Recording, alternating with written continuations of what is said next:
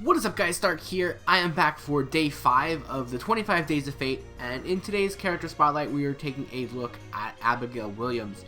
Now I really don't have a lot of time for this video today, which is a bit unfortunate, but it is what it is.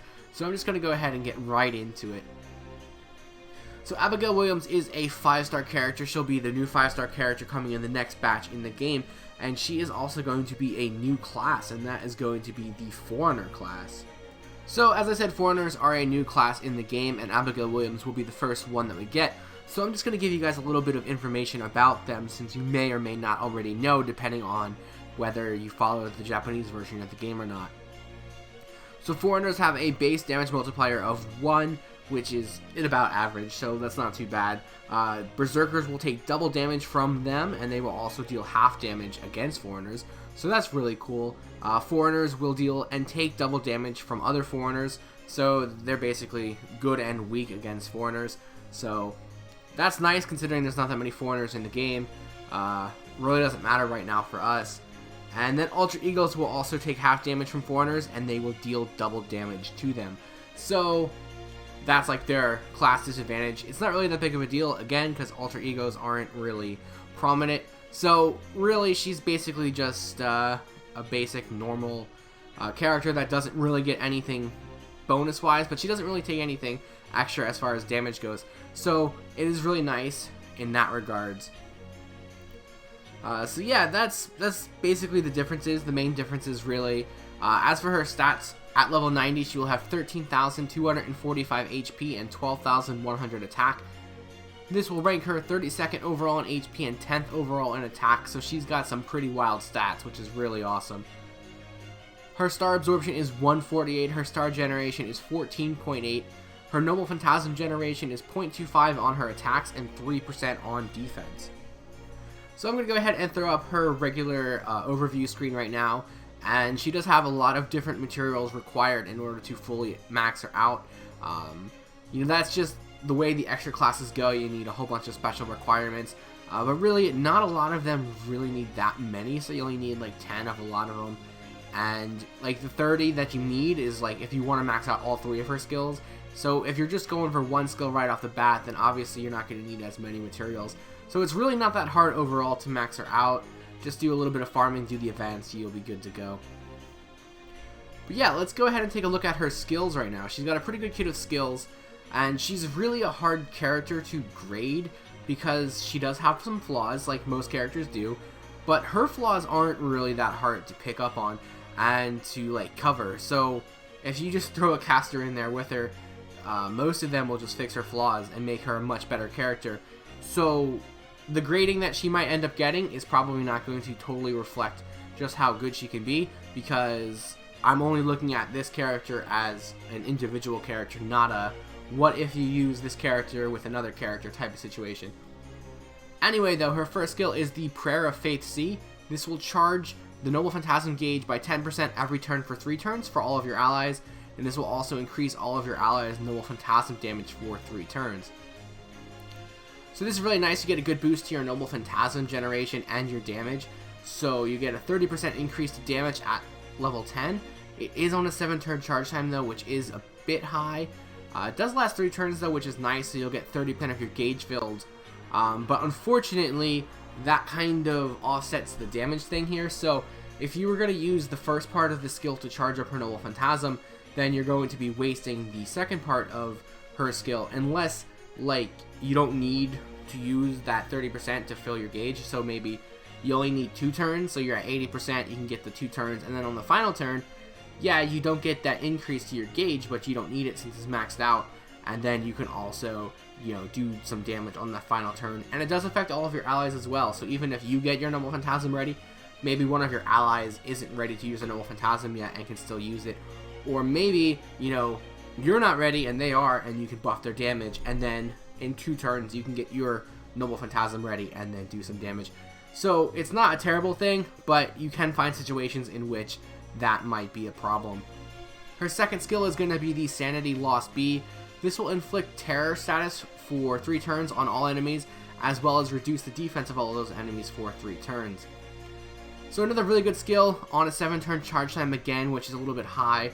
And this is at max level 2, so you do have to max them out in order to have the cooldowns be decently low.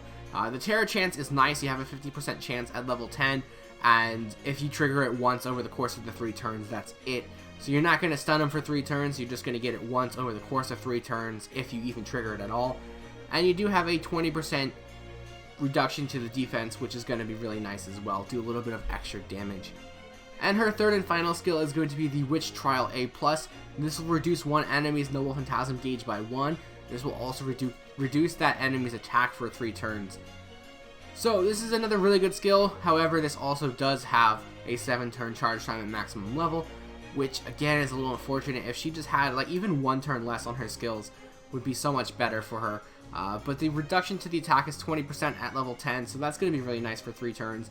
And being able to remove a charge off an enemy is going to be very helpful, because then you can just prevent them from using their Noble Phantasm and hopefully kill them before they get that charge back. So really nice, really good set of skills overall. Just a little bit of a downside in they have all 7-turn cooldowns.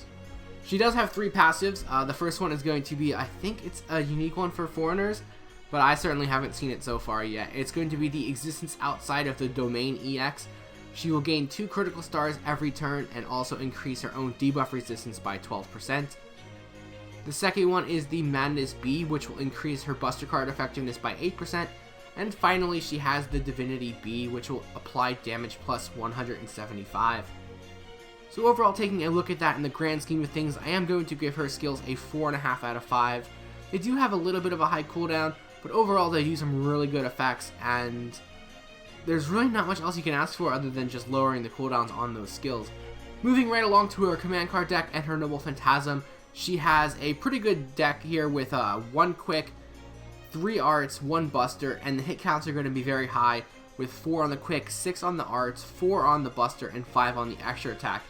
So this is some really good stuff here. Unfortunately, her Noble Phantasm generation is really low at 0.25%, so she can't make up for it with the hit counts. And at the same time, she does have 3 arts cards with 6 hits apiece, which could actually help you generate your Noble Phantasm pretty quickly. Her star generation is also pretty mediocre at 14.8%, which is a little bit unfortunate as well with the high hit counts. And she does really benefit from having critical stars on her as well. So that's a bit of a downside, but she does have really high star absorption, so you're definitely going to be getting a lot of those stars that you do generate. Other than that, though, the only really bad thing I can see is that her Noble Phantasm is Buster, so you can't make Buster chains since you have those 3 arts cards. But really, I think it's pretty good right where it is. Her Noble Phantasm, though, like I said, is Buster. It will remove one enemy's buffs as well as dealing damage to that enemy. And then on the overcharge effect, it will reduce their critical attack chance for 1 turn.